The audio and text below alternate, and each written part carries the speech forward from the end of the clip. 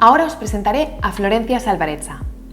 Florencia Salvarezza es especialista clínica en trastornos específicos del lenguaje y su relación con los trastornos del espectro autista, la dislexia y los trastornos cognitivos atípicos. Directora del Departamento de Lenguaje de INECO y coordinadora de la Clínica de Dislexia y del Programa de Tratamiento de la Tartamudez a lo largo de la vida. Es consultora para el BID y la OEI en temas de alfabetización. También realiza formaciones, charlas y conferencias para docentes y directivos escolares en foros nacionales e internacionales en las áreas de lenguaje y comunicación infantil y en el área de la neurociencia aplicada a la educación. En esta sesión nos hablará sobre dislexia, la importancia del diagnóstico. Bueno, pues vamos a empezar. Y primero de todo te doy las gracias, Florencia, por haber aceptado esta entrevista en el Congreso. Y igualmente. Y lo primero, siempre me gusta que las personas puedan conocer a la persona a la que van a escuchar, ¿no? Entonces, siempre pregunto qué es lo que te llevó, qué camino personal y profesional te llevó a trabajar con niños, a especializarte en dificultades de aprendizaje y ahora creo que también en cerebro, neurociencia, etcétera. Es un camino largo y sinuoso, como la canción.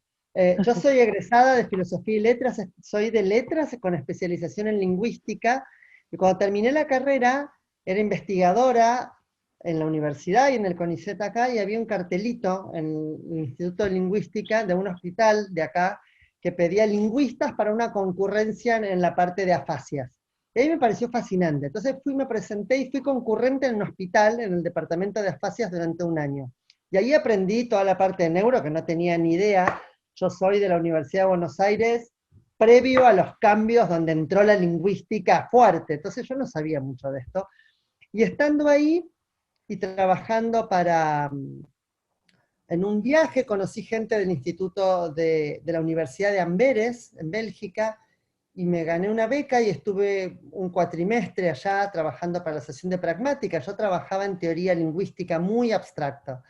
Y a la vuelta, y trabajando para el CONICET, gané una beca Fulbright del CONICET para ir a Estados Unidos, y le escribí a Chomsky, y me fui a MIT, y estuve ahí un año, que fue una experiencia impresionante. Como decimos acá en Argentina, me voló la cabeza.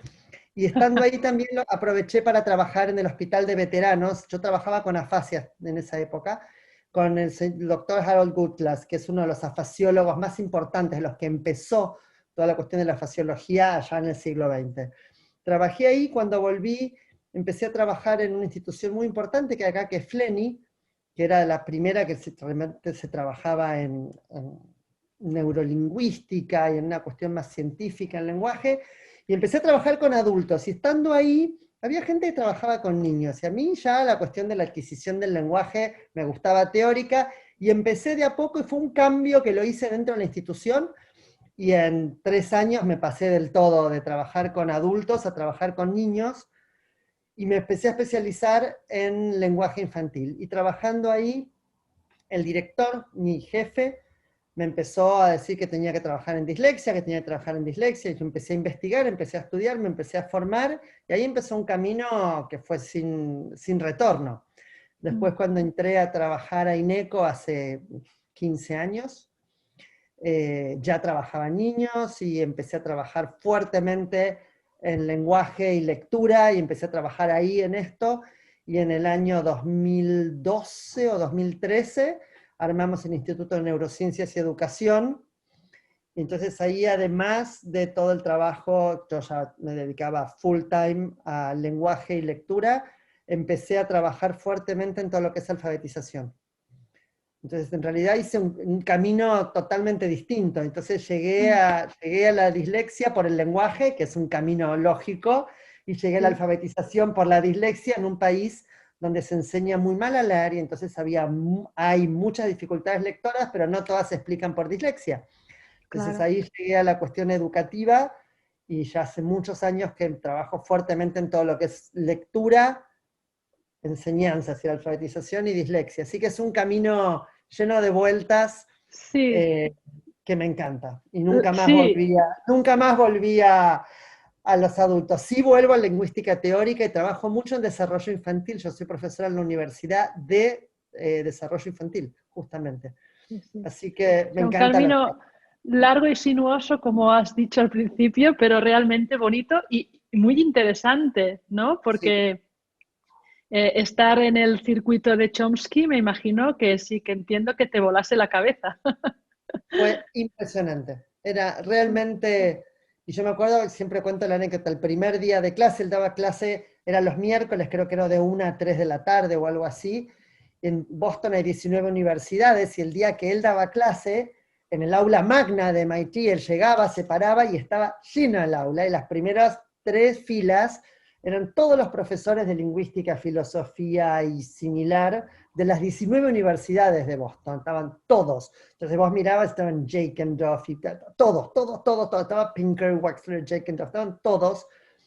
Y Chomsky se paraba y daba la primera hora de clase pública y les discutía papers a cualquiera de ellos que estaba sentado en la primera fila, que todavía no se habían publicado los trabajos, pero él los tenía para draft, y los discutía y todo. Y después de esa hora decía, bueno, listo, entonces todo el mundo se iba, y quedaban los 5 o 6 alumnos de doctorado y yo.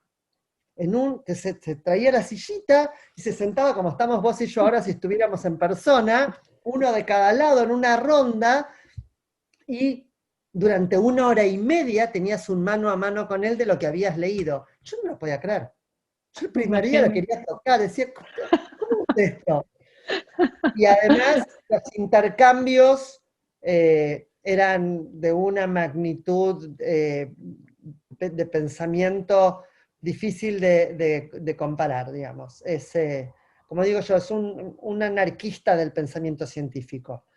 Todo con mucha base, muy sólido científicamente, pero desafía cualquier pensamiento que uno tenga, hasta la misma idea de que existe algo así como el pensamiento. Todo. A mí me enseñó eso, a pensar de un modo mucho más amplio, pero fue una experiencia inolvidable. Muchos años y aún es vivida. Sí. Bueno, la sabiduría y la duda cuando van juntos, ¿no? Denotan humildad y eso es lo que más se puede pedir, que si sabes mucho, pero eres capaz de demostrar la humildad, de dudar de lo que sabes. Y sí, uno no sabe todo, hay que saber que no sabemos todo. Exacto. Y saber que la ciencia avanza y que lo que creíamos en un momento es como en la dislexia es un buen ejemplo. Pensar que los años 60 y 70 era una cuestión de equilibrio, los hacían caminar a los niños como si estuvieran en la cuerda floja. Y bueno, y eso era state of the art en ese momento, pero el tiempo cambia y sabemos que eso no es así. Hay que estar, para hacer ciencia y para trabajar con cuestiones teóricas y todo, hay que aceptar que lo que uno supo en un momento tal vez ya no sea válido después. Exacto, exacto. Muy bien, pues qué introducción tan por lo alto que hemos hecho. Mira, yo tenía aquí una pregunta que sigue así muy por lo alto, porque de tu último currículum, ¿no? Tenemos que actualmente eres asesora del Banco Interamericano del Desarrollo y de la Organización de Estados Iberoamericanos en tema de alfabetización. Bueno, esto, aparte de que son como 2 instituciones muy grandes, ¿no? Que si nos puedes decir un poco qué hacen, y luego qué significa asesorar. O sea, ¿qué te preguntan y tú qué les cuentas? Son asociaciones enormes que tienen de todo un poco, pero tienen una pata gigantesca en educación, gigantesca en educación. Entonces, a fin del año 2019, cuando todavía uno viajaba por el mundo y hacíamos esto en persona, se comunicaron conmigo de Panamá, porque la gente del Banco Interamericano de Desarrollo en Panamá estaba aplicando.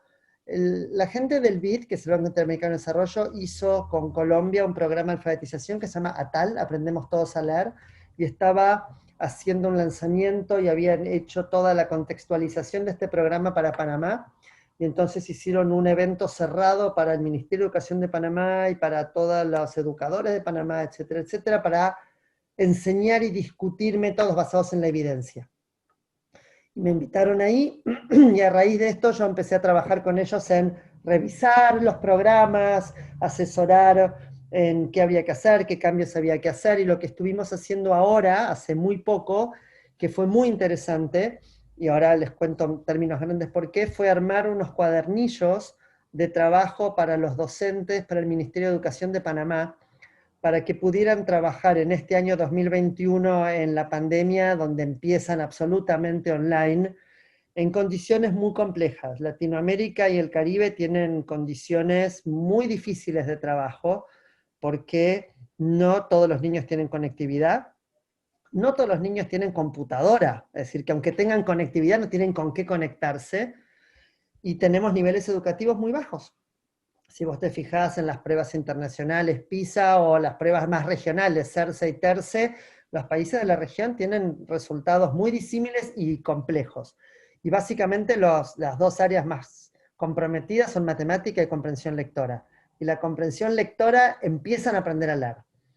Entonces lo que estamos trabajando es cómo ir haciendo cambios, cómo se puede implementar cierto cambio que va a ser paulatino porque es muy brutal, sino en los métodos de enseñanza, porque una de las cosas que sabemos es que los métodos de enseñanza de la región no están actualizados en términos de lo que decíamos recién, de las cuestiones teóricas. Sabemos, y vos y yo lo hemos conversado infinitas veces, que hay mucha evidencia de cómo el cerebro aprende a leer, de todo lo que llamamos el reciclaje neuronal en la lectura. Y eso nos lleva a saber métodos para enseñar y métodos para aprender que son más eficaces que otros. Y que además, algo que hablamos muchísimo nosotros, que le permiten aprender a todos los niños. Porque si seguimos hablando de escuela inclusiva, tenemos que buscar métodos que sirvan para todos, no que sirvan para algunos, y después además vemos cómo hacemos con los que se nos cayeron del mapa. Entonces lo que estoy haciendo es trabajar en eso, en asesoramiento, en cambios curriculares, en cambios de metodología de enseñanza y en materiales que apoyen estos cambios. La verdad que es un trabajo que me fascina. Imagino. Me pasé años diciendo que funcionaba mal, así que ahora, y además junto con esto, y esto te cuento que esto es nuevo, y esto es un cambio muy importante, la ciudad de Buenos Aires acá puso una universidad que abre ahora, y esa universidad es una universidad para formación docente, que es algo nuevo, formación docente universitaria, y yo voy a dar alfabetización, lo cual es algo bastante revolucionario, digamos, porque es digamos, vamos a trabajar sobre alfabetización basada en la evidencia, que no Muy es lo bien. que se acostumbra. Así que un poco eso es en lo que estoy ahora. Pues enhorabuena, porque ¿cuándo empieza esta facultad? ¿Cuándo empezará? Y ayer hicimos el acto de lanzamiento con los alumnos para el curso preuniversitario y empezamos las clases en 2 semanas. Hombre, pues felicidades, Florencia. Ya Sí, sí, nos pondrás al día de cómo avanza el proyecto, que seguro que muy claro que bien. sí, claro que sí. Vale, mira, en un artículo que se publicó en La Nación, hablabas de que la sensación de logro es algo muy importante para los chicos. Bueno, hablabas de muchas cosas, ¿eh? Sí. Pero yo me acuerdo de esta frase porque para nosotros, para Glyphing es muy importante conseguir estas Sí. oportunidades de logro, ¿no? Ujú. Pero antes de seguir, ¿no? Que la pregunta es más larga, ¿de qué hablamos cuando hablamos de la sensación de logro? De esas cosas que hacen los chicos, dicen, mira papá lo que hice, mira lo que me salió, esto es nuevo, mira, mira, mira, y hace el chico, y por ahí hace una prueba que es ponerse y mirar por el otro lado, pero es ese momento que digamos casi eureka, el momento en donde el niño descubre algo nuevo que le sale, algo nuevo que ahora es de él, que era de otro mundo y que ahora es de él, puede ser súper importante para afuera, o puede ser algo muy pequeño, pero para el niño es algo nuevo en la vida, es algo que antes no podía. Y yo, una de las cosas fundamentales para los chicos es este paso de no puedo y puedo. Y nosotros sabemos, porque trabajamos con los mismos niños, lo triste, entre comillas, que es el no puedo, no puedo, no puedo. Ujú, Entonces, exacto. la sensación de logro es ese momento donde el chico descubre que puede algo nuevo, digamos, que cambió, subió un escaloncito que no había subido nunca en su vida. Esta sería como la descripción más simple para hablar de logro. Lo mismo para uno, cuando Entonces, cocinás un pan y te sale bien, y antes te salía todo mal. Y el día que sí. me salió el pan, ahora se comen el pan que está buenísimo. Es eso, O sea, es eso. que el colegio debería ser aquel sitio que te proporciona oportunidades, ¿no? Para poder vivir esta sensación de logro. Exactamente. El Vale. colegio es el lugar. Pensá que el niño llega al primer grado, sobre todo el primer grado. Llega un día a un lugar, un edificio nuevo, con gente que no conoce, para hacer cosas que nunca hizo, con gente que no conoce, que no sabe cómo va a ser, que sabe que no sabe. Es tirarse, realmente es tirarse de un edificio sin red. Entonces la escuela tiene que ser el edificio, la red, la mano, el soporte, pero sobre todo el qué bueno. La escuela tiene que ser el lugar del momento eureka para los niños. Pero para eso tiene que estar pensada para los niños. Una de las cosas más interesantes que yo le escuché decir a un colega finlandés, a Pekka Rosanen, hablando de educación, es cuando él mostraba hacía un gráfico y mostraba cómo estaban pensados los contenidos en distintos países de América respecto de el logro y el contenido. Y no tenía nada que ver, por supuesto, los logros eran acá abajo y los contenidos ahí arriba, y eso está mal pensado. Pero no es que es problema del logro, es un problema del contenido. El contenido está mal pensado. Tenemos que acomodar eso, y eso no es acomodar para abajo. Tenemos que tener contenidos posibles. Y el ejemplo más clásico de esto es en Finlandia, en matemática, en primer grado, trabajan con números solamente del 1 al 10, pero hacen todas las operaciones. Nosotros acá en Argentina los ves a los chicos haciendo con números enormes. Decís, ¿por qué? ¿Por qué necesito todo esto? Con 1 al 10 todas las operaciones y después generalizo. Entonces, la escuela tiene que proporcionar esto, y para esto tiene que acomodarse a lo posible, lo sensato y lo lógico, con métodos que sabemos que funcionan, porque si nos seguimos agarrando de los árboles que se van a caer, no vamos a llegar muy lejos. Ya. A raíz de esto, tú sabes que mi hijo Mario es la persona que dio pie a Glyphing, y que Mario asistió a un buen colegio, tenía recursos, teníamos recursos como familia, el colegio tenía recursos internos, externos, buen equipo pedagógico. Si nosotros teníamos que ir al consultorio X, íbamos al consultorio X. O sea, realmente, y hablo de Mario porque como él hay muchos niños, ¿no? Tenía todas las condiciones para poder prosperar, ¿no? En cambio, no conseguimos proporcionarle estas sensaciones de logro. Es decir, Mario vivió toda su escolarización como una acumulación de fracasos. Entonces, ¿qué falló en un entorno preocupado? O sea, porque si dices, es que estoy en un entorno que es que él no puede atender. No, no, no. En un entorno que podía, que además quería y que no lo consiguió. Ya sé que es una pregunta muy difícil, pero tú puedes Oh, aportar un poco de luz. sí, eso pasa mucho. La verdad que lamentablemente sigue pasando. Yo creo, yo no conozco la historia específica de tu hijo, pero Sí. en general esto pasa por falta de diagnóstico y falta de conocimiento escolar, porque la familia no puede suplir lo que el diagnóstico no da y la escuela no acompaña. Y muchas veces dicen, no, porque los padres no hicieron, no vinieron, no fueron. Y en general los padres van y vienen y rebotan como la pelota contra el paredón con el niño, que uno muchas veces dice, basta de consultas, porque si no, cuando uno lleva al niño a 1000 consultas, la sensación del niño, ¿cuál es? Tengo algo grave y nadie sabe, nadie lo puede resolver. Me voy a morir de no sé qué y nadie va a saber. Entonces, yo creo que acá el punto fundamental es, hemos avanzado muchísimo, pero todavía nos falta un camino en todo lo que tiene que ver con la formación, tanto de los profesionales como del sistema educativo. Es el primer punto para evitar esto es el diagnóstico temprano. Esto es algo que sabemos ahora todos los que trabajamos en lectura y en lenguaje, las bases lingüísticas de la lectura, y que hay precursores. Podemos saber antes de que el chico empiece a fracasar violentamente, que es un poco la historia de tu hijo, y por fracasar violentamente no hablo de él, sino que se estrella contra un mundo que le pide cosas que él no puede hacer y que podría hacer de otro modo. Porque yo creo que lo más importante y lo más relevante que uno le puede transmitir a un niño que tiene dislexia es No es que no podés leer, es que te cuesta más. Vas a aprender. Todos los chicos aprenden a leer. A algunos les cuesta más, pero todos aprenden. Y esto hay que transmitirle a los niños, a las familias, pero sobre todo al sistema educativo. Porque si no, además los maestros abandonan, tiran la toalla, dicen, bueno, él no puede. Me ocupo del otro que sí puede y que va a aprovechar. Lo cual es el peor de los mundos.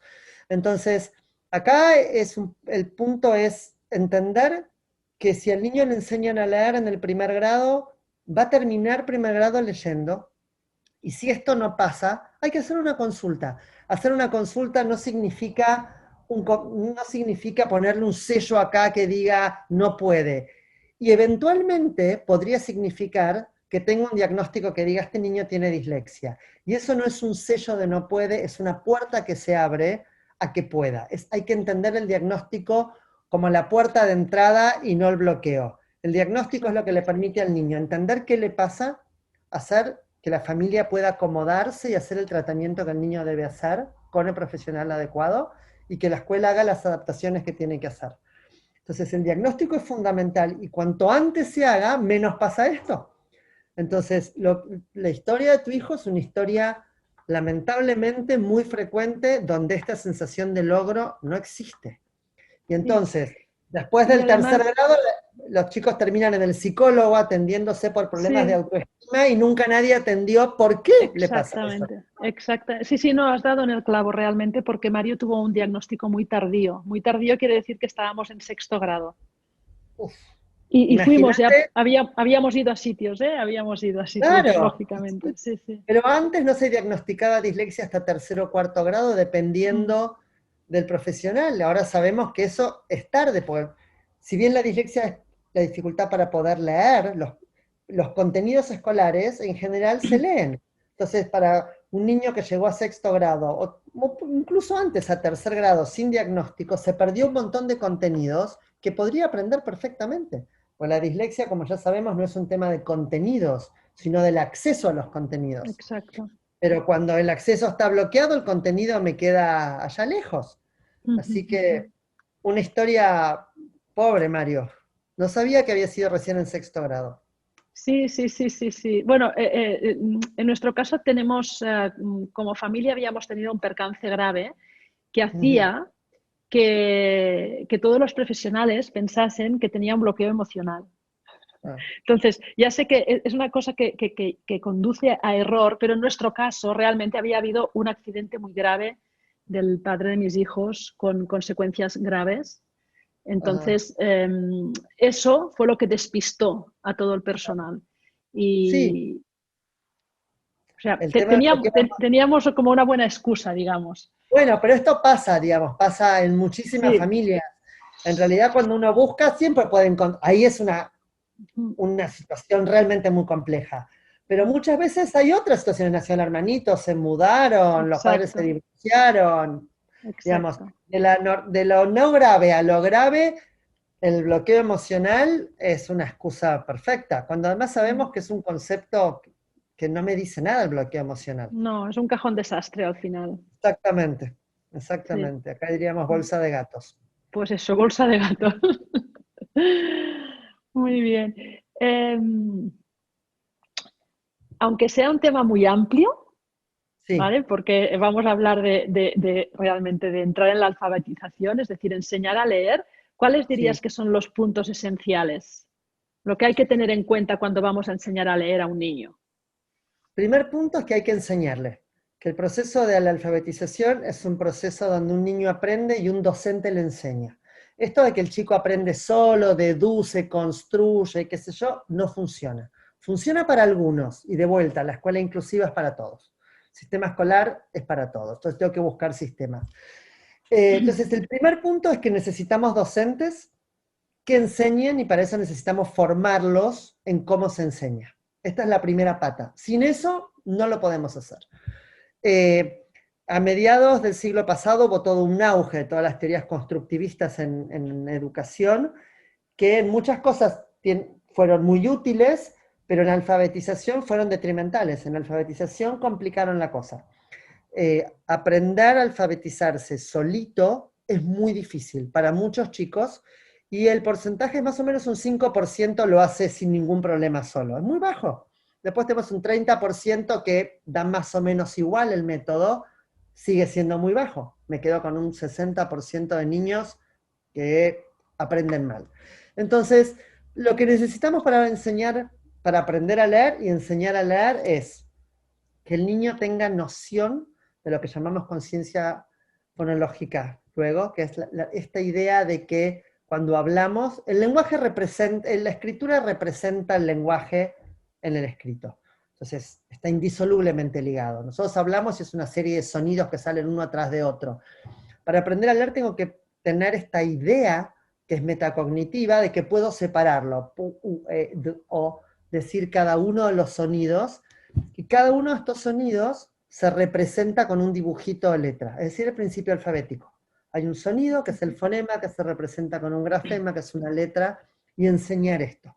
Entonces, que es un poco como aprendí yo, y probablemente aprendiste vos. Ahora en España tienen métodos más basados en la evidencia, nosotros acá no, pero es un poco esto. Primero enseño las letras, enseño cómo suenan, no cómo se llaman, porque la P se llama P, pero suena P.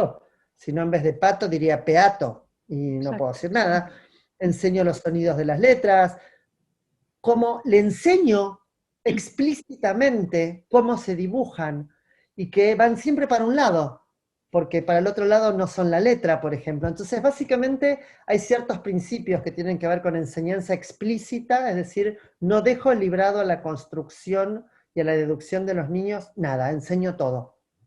Porque una vez que lo enseño, el niño puede generalizar, enseño todo de modo explícito, enseño de modo sistemático, y con un método que tenga cierta lógica, es decir, empiezo por lo más simple y avanzo hacia lo más complejo. Por ejemplo, no empiezo en español enseñando la palabra chaucha, que tiene un dígrafo.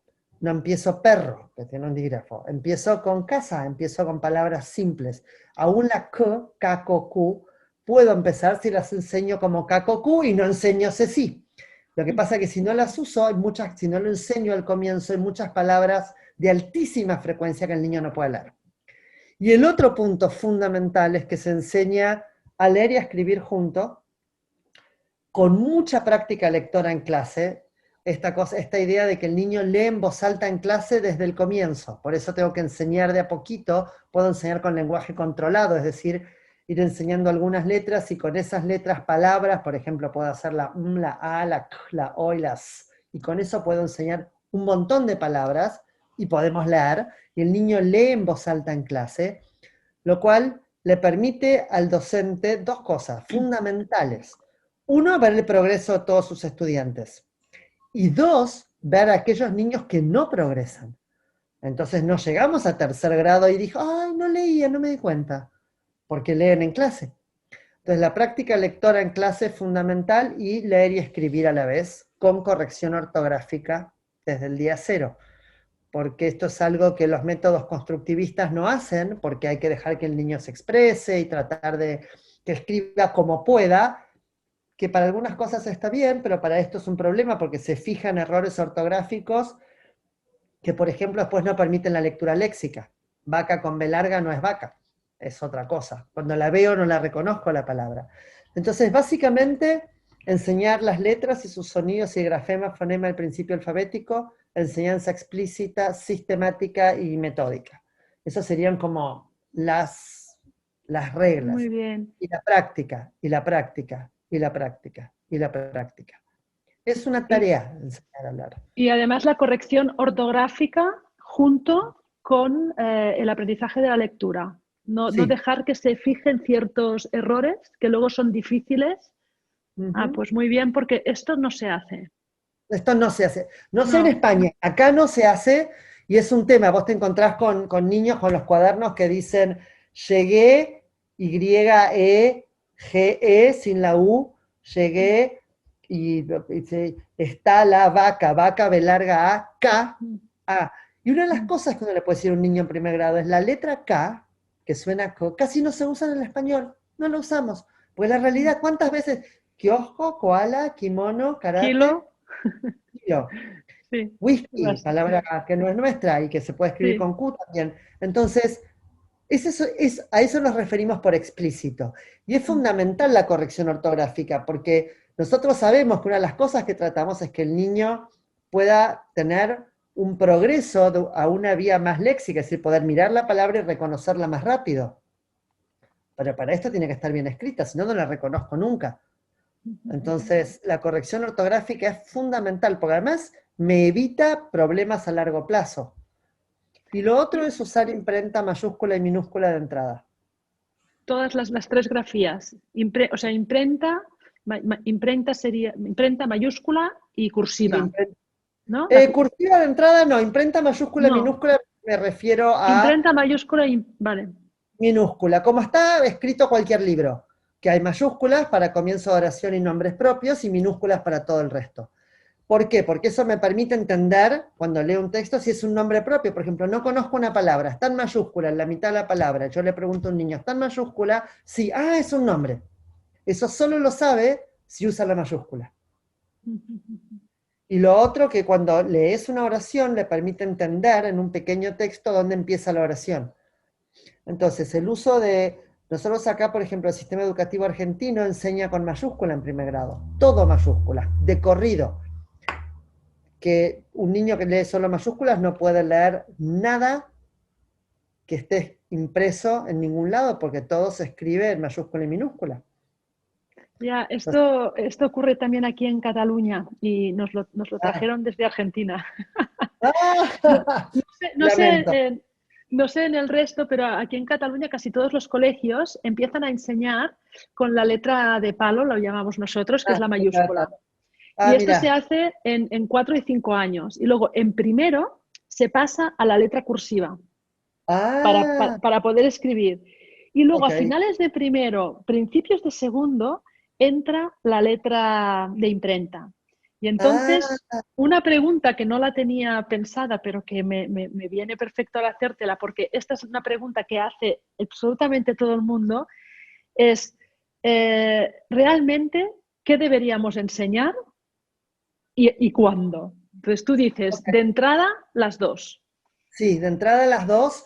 Nosotros acá, por ejemplo, en jardín, lo que vos decís 4 y 5, no se enseña prácticamente. Si vas a escuela pública, no se enseña, escuela privada dependiendo cuál es, pero no es algo... Pero en primer grado, acá se enseña, como decís vos, de palo y después cursiva, en segundo grado. Pero es un paso brutal, hay muchísimos cambios. Entonces, la primera cosa es por qué hacemos tantas transiciones que son mucho más complejas para los niños. Exacto. Lo lógico sería hacer lo que vos llamás imprenta y palo juntas, es decir, empezar con la letra, como te diría, una imprenta mayúscula, que también, a ver, si yo te diría, sería como, a ver si se ve, como una A así. Se ve, sí. Una A así, y la A así. Ups, ahí están. Y la A ahora se ve, sí. La mayúscula, la palo que llamamos nosotros, y luego la imprenta. Y la imprenta. Nosotros llamamos imprenta mayúscula e imprenta minúscula. Porque eso le permite leer cualquier cosa. Entonces, después de eso vos podés pasar a la cursiva. Ahora, hay que entender una cosa. La cursiva es una letra escolar. Nunca más, nunca antes, nunca después. Entonces, nosotros sabemos que para muchos niños, que es como subir la Aconcagua hacer la cursiva. Entonces uno tiene que preguntarse, ¿es necesario para esos niños la cursiva? Que tal vez la pueden leer, porque la maestra la usa, pero que la tengan que escribir, algunas veces, a ver, nosotros voy a hacer el gesto, es todo así ahora. Sí, todo así. En la universidad, si algún alumno me entrega manual, yo le digo vuelta y me lo entregan impreso. Este último año que pasó, los niños hicieron todo en la pandemia, acá no hubo clases presenciales, nada, ni un día. Todo se hizo en teclado. Entonces, es la pregunta del millón. Sabemos que la escritura, la cuestión motora, es importante para el aprendizaje de la lectoescritura, sí. Necesariamente la cursiva, no. Esta idea de que la cursiva, como une las letras, me muestra que se unen los sonidos de, no necesariamente. Y acá la evidencia empírica mundial es bastante fuerte. si uno agarra los resultados de las pruebas PISA y mira los 10 países con mejores resultados en comprensión lectora, anda a preguntarle si usan la cursiva.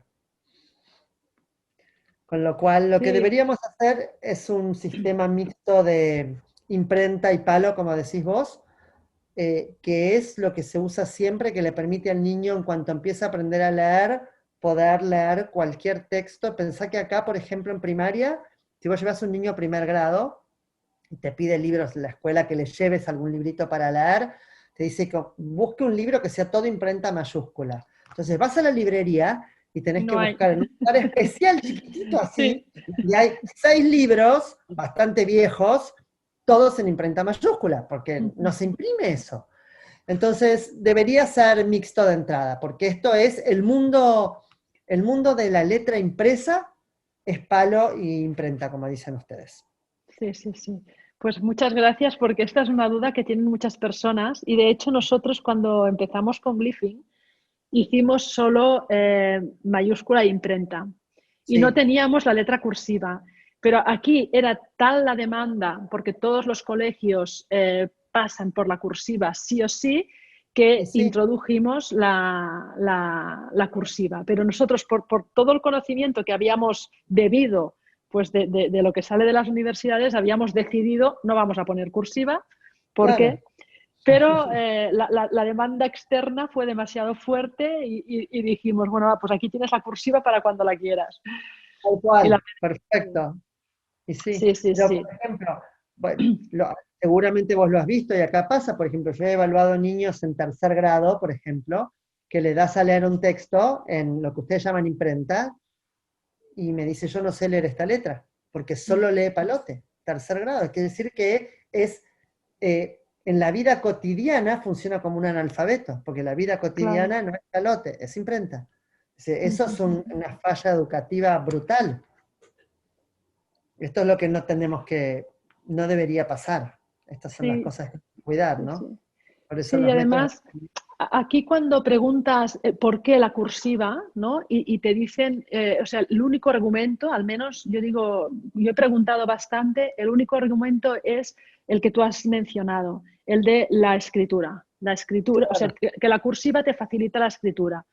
Pero resulta que yo en todos los colegios que he ido de tradición anglosajona, no tienen la cursiva, y entonces yo les preguntaba, pero entonces la escritura, vuestros niños no aprenden a escribir. Claro, absolutamente. Y me decían, se juntan los bracitos. Decían, la letra imprenta, juntas los bracitos y ya tienes la cursiva, ¿no? Ya tienes la escritura. Exactamente, sí, la precursiva también se llama. Pero es exactamente así. Por eso, yo creo que esto que has dicho es una de las cosas fundamentales para tener en cuenta en educación, desde cualquier perspectiva, de la educación en general y los trastornos de aprendizaje. Hay que hacer uso de la evidencia, porque tenemos muchas ideas educativas que están basadas en las creencias, y una es esta, que si está pegado facilita por qué. Entonces voy a decirle, bueno, anda a hablar con los holandeses, con los finlandeses, los neozelandeses, ni hablar de los países asiáticos, y conversemos. Entonces, una cosa es que hay que practicar la escritura, ninguna duda. Otra cosa es que tenga que estar unida, porque si no el niño no se da cuenta que está unida a las letras. Eso no pasa.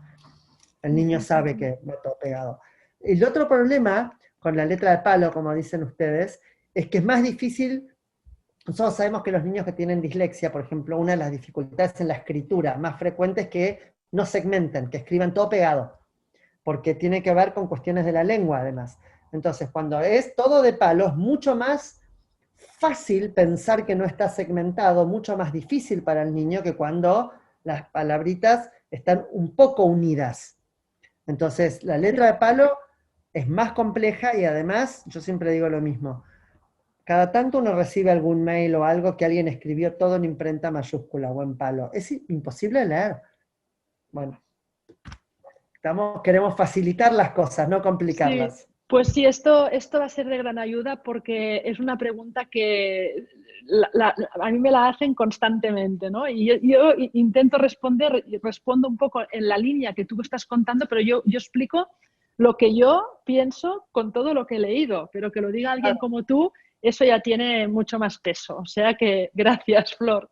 No, al contrario, y es la pregunta, es como decimos acá, es la pregunta del millón. Sí. No hay vez que uno no hable de alfabetización que no salga ese tema. Está bien, es importante, porque es un tema que hay que conversar. Sí, sí, sí, sí. Sí, pero como tú dices, realmente hay muchas, muchas prácticas que están basadas en creencias. Sí. Y las creencias pues a veces te acercan a la verdad o a lo óptimo y a veces te alejan mucho. Y sí, por Entonces, supuesto, claro que sí. mm, bueno, mira, tenemos otra pregunta que es como muy abierta. Tengo ahora como varias preguntas abiertas, pero tú seguro que las centras. Una es, ¿cuál sería el mejor consejo que podrías dar a las maestras? Que se formen, que lean, que estudien, que se actualicen, que no den por sentado lo que aprendieron en el momento que lo aprendieron, que así como nos formamos nosotros y los médicos, todos los docentes también. De la forma, yo cuando alguien me invita y me dice vamos a hablar de dislexia, yo digo, bueno, pero primero tenemos que hablar de lectura. Digamos, o cómo se diagnostica dislexia. Vamos a hablar primero de qué es la dislexia. La teoría es lo que subyace a la práctica. Con una buena teoría puedo crear, puedo innovar, puedo cambiar mis prácticas. Si yo no tengo una teoría, la práctica es una repetición eterna de modelos que pueden funcionar o no. Entonces, la formación es fundamental. Lo que le diría a los docentes es, lean un poquito, dedíquenle 1 hora semanal. 1 hora semanal no es mucho. Si lo dividimos en 5 días de la semana, un ratito. 20 minutos 3 veces por semana. Ya está, tenemos 1 hora. Sí, A es la la fórmula formación, Gliffing. es la fórmula Glycine, es como decía un profesor, muchos poquitos hacen un muchito. Exacto. Entonces, es un poquito, pero no son consejos prácticos lo que les daría, sino leer, formarse, ver qué pasa. Formarse. ¿Sí? Sí, que Porque esto les seguramente va es a el... permitir no pedir recetas, sino las teorías sobre las que se basan las recetas. Un buen cocinero sabe que hay ciertas recetas que se pueden modificar y otras que no, dependiendo de la teoría que está basada en química, por ejemplo, en pastelería o en panadería. Qué cosas se pueden modificar y qué no. Entonces, así es como los panes siempre salen bien a un buen panadero y siempre nos salen mal a los que no sabemos. Entonces, es la teoría detrás de la práctica la que permite cambiar las prácticas, innovar, trabajar con todos los niños. Y el otro, si pudiera darle 2 consejos, Dos, te dejamos dar dos. dos. El segundo sería entender de un modo más amplio el concepto de diversidad. Diversidad no es que aprenden todos distintos, es que no somos todos idénticos. Ese sería el segundo. Muy bien. Pues bueno, este seguramente es muy buen consejo, el de formarse y realmente parte de la intención de este congreso es este. Es decir, Claro. es abrir puertas a la formación. De hecho, todo lo hemos hecho a base de entrevistas, que es poquito, pero son entrevistas que pretenden llevar a las personas a que puedan profundizar más. Y que Claro. de hecho cuando la formación que darás tú también con nosotros, pues va destinado a esto también, a invitar a profesionales de la reeducación y a profesionales de la educación en general, a maestras y maestros, que indaguen y profundicen en estos conocimientos, porque sí, estoy de acuerdo que es muy buen consejo. El otro consejo es ya las familias. Las familias eh, cuando tienen a estos niños que no tienen estas sensaciones de logro porque parece que el colegio es el enemigo. Sí, muy buena descripción esa. Que busquen un diagnóstico, que no se queden con cuestiones muy generales, que entiendan que tenemos la posibilidad de hacer diagnóstico, que hacer un diagnóstico en trastornos de aprendizaje no es complejo, no es largo, no tiene por qué ser carísimo tampoco, porque no es un proceso larguísimo, no necesito 8, 10 horas. Saber si un niño tiene dislexia es un proceso simple. Entonces, lo que les diría a las familias es entender que todos los niños pueden aprender a leer y que cuando a un niño le cuesta mucho, necesitamos ver qué pasa. Y no quedarnos con la idea de ya va a aprender. Como no se hubieran quedado con la idea de ya va a caminar si al año y medio no camina. Hubieran seguido haciendo consultas buscando qué es lo que pasa. Entonces, buscar un buen profesional que haga pedir una evaluación, no una idea, y un diagnóstico después de la evaluación. Toda evaluación culmina con un diagnóstico. El diagnóstico puede ser tiene y también puede ser no tiene, pero el diagnóstico está basado en pruebas que se administraron y esas pruebas dieron resultados. Entonces, las familias lo que tendrían que saber es esto, que tienen el derecho de pedir una evaluación y que la evaluación tenga una devolución que sea lógica, que se siga de los procedimientos que se hicieron, que si se tomaron evaluaciones tenemos que saber los resultados de esas evaluaciones, tenemos que saber qué significa, preguntarle al profesional qué quiere decir, qué se va a hacer y cómo se va a hacer, y que el diagnóstico es la puerta al tratamiento y que hay que conversar con las escuelas para que dejen de ser el enemigo y la escuela se convierta en un aliado, porque la escuela es el lugar al que más confianza le tendremos que tener, porque entregamos a nuestros hijos ahí muchas horas al día durante muchísimos años en algo que es fundamental, porque creemos realmente que la educación importa y sirve. Yo creo que la educación es lo más importante que le dejé a mis hijos. Entonces, sí que una sociedad es lo más importante que tiene para cada uno y todos sus integrantes. Entonces, si no confiamos en esa escuela, tenemos que resolver ese problema y no podemos vivir peleándonos con la escuela. Es imposible. Pero también es cierto que no le podemos pedir a la escuela todo. La escuela es una escuela. La escuela tiene su rol y como tal lo tiene que hacer. Ahora, el tratamiento no lo hace la escuela, por lo menos no acá, creo que ahí tampoco. En otros países tal vez sí. Pero es un trabajo conjunto, es un trabajo cooperativo donde además el niño tiene que estar involucrado de alguna forma. No puede estar boyando por ahí. Pero básicamente un diagnóstico es lo que necesita una familia. Sin diagnóstico son años de espera para la familia y años muy duros, como explicabas vos, para los niños, porque una de las cosas que pasa con un niño que tiene dislexia y no sabe es que cree que es tonto. Claro. Y no hay peor cosa para un niño que eso. No hay peor. Porque es esa sensación de todos pueden y yo no, justo lo opuesto a lo que decíamos antes. Sí. Entonces, lo que hay que explicarle, la dislexia no tiene nada que ver con la inteligencia. La dislexia es un problema para aprender a leer, un problema para esto, ya te vamos a enseñar y ya vas a aprender. Y hay muchísimas cosas para hacer y ya vas a aprender. Entonces, Muy bien. sin diagnóstico no tenemos esto.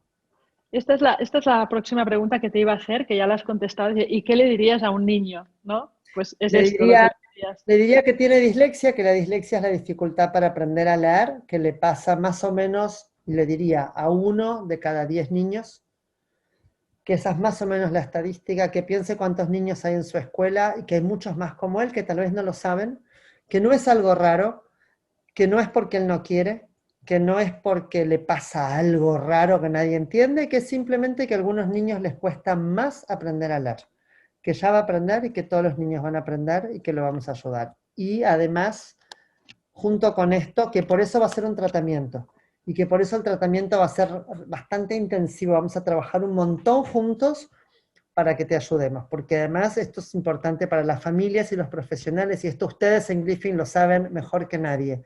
Si yo trabajo una vez por semana no mejora a nadie. Y el problema de una vez por semana es que cuando el niño ve que no mejora, se abandona el tratamiento, y sabemos que los mejores tratamientos son los más intensivos, por eso hacemos y el consultorio, y el Griffin, y leemos en casa, y hacemos un montón de cosas con el niño. Le diría Muy eso. bien. Esta era mi última pregunta, pero ahora mientras hablabas, y he recordado al principio de todo, cuando hemos empezado, que has nombrado el hecho de las organizaciones para las que trabajas, ¿no? Y decías, es que cuando salen las estadísticas, muchos países latinoamericanos tienen unos índices de comprensión lectora muy bajos. Bueno, España no sé a qué nivel está comparado con estos países, pero nuestros índices también son bastante bajos. ¿Hay evidencia que enlace estos índices bajos en la manera de enseñar a leer? ¿Y Sí. hay alguna otra evidencia que enfoque, ilumine algún otro aspecto? Mira, la comprensión lectora es el resultado de haber leído. No es un no es una habilidad aislada. Uno no aprende comprensión lectora como aprende geometría o logaritmos. Uno aprende uno aprende a leer para comprender. Yo en la universidad aprendí griego, de hecho, si vos me ponés griego, yo lo puedo leer, pero ya no lo comprendo. Y no sabría por dónde empezar.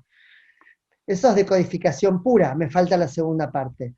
Hay grandes modelos de comprensión lectora, el modelo simple de la lectura, el modelo de la soga, el modelo de Chal, pero todos los modelos de comprensión lectora, cualquier estudio científico, entre comillas, es decir, basado en la evidencia, comprensión lectora, empieza en aprender a leer. Cuando Perfetti dice, digamos, habla de la eficiencia lectora, dice niños que les cuesta tanto decodificar que todos los recursos cognitivos se quedan a ese nivel y no llegan a comprender.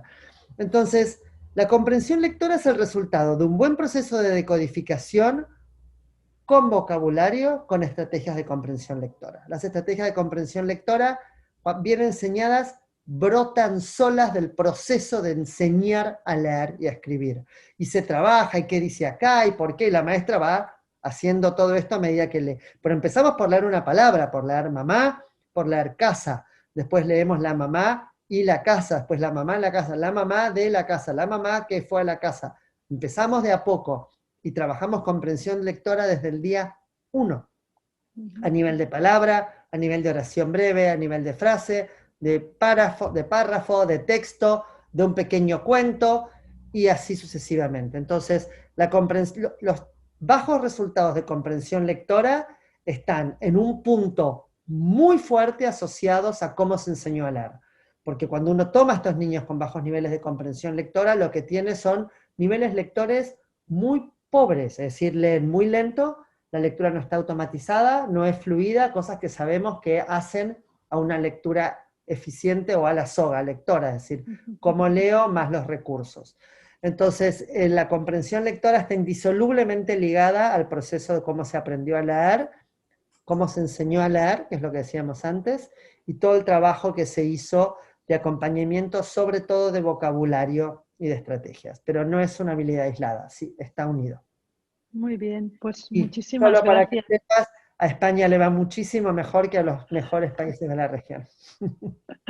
Bueno, pues intentaremos subir todos Sí, igualmente, ¿no? tal cual. Porque es un solo planeta, tenemos que subir Exactamente. todos, que si solo sube una parte no vamos bien. No, y aparte con la globalización, pensando que los niños cada vez viajan más, empezamos hablando de mi hija que vive allá, digamos, y pensando estas cosas que sabemos que la mayoría de los jóvenes, las estadísticas mundiales son súper interesantes, como el 70% de los jóvenes que están ahora estudiando van a vivir y trabajar en países distintos de los que nacieron. Necesitamos las mejores herramientas para que puedan trabajar, funcionar, ser felices en cualquier parte del mundo. Pero para eso tienen que poder leer. Nadie que no sepa leer puede realmente hacer todo lo que quisiera en esta vida. Muy bien. Pues muchísimas gracias, Florencia. Me ha Un encantado placer. igualmente todo lo que nos has contado. Es muy, muy, muy interesante. Y lo profundizaremos en la formación continuada, o sea que invitaremos a todas las personas que nos están escuchando para que puedan asistir a la formación continuada y allí profundizaremos un poco más. Claro, Muchísimas será un gracias. placer. Muchísimas gracias por la invitación para ahora y nos vemos para la formación continuada que va a estar Sí, súper interesante. y esperamos vernos pronto o en Argentina o en Barcelona. Tal Y- cual, espero visitarte pronto, espero visitarte antes de la formación continuada, ese es mi ah, objetivo. Así sí, que hombre, vale. Entonces no hay problema, estás invitada a mi casa. ahí estaré. Espero que nos vemos pronto, Monse. Muchísimas gracias, Florencia. Chao. Muchísimas gracias y saludos a todos, un placer. Muchas Hasta gracias.